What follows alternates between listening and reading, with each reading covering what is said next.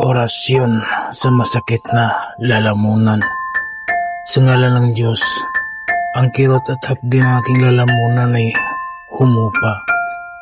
Ang lalamunan kong ito ay kumaling sa basbas at awa ng Diyos. Kapayapaan at lakas ang manaig. Amen. Bigkasin lamang ang mga orasyon na sumusunod ng 3 beses at iihip sa isang basong tubig at inumin. Di kaya iihip mo sa iyong dibdib. Sa Torah Riputinito Perarotas, Dium Medimum Christum Espiritu Crora. Dium Medimum Christum Espiritu Crora. Dium Medimum Christum Espiritu Crora. Amen. Gawin ito araw-araw hanggang sa gumaling na ang masakit mong lalamunan. Maraming salamat sa mga tao na naniniwala at tumangkilik sa mga binahagi kong kaalaman.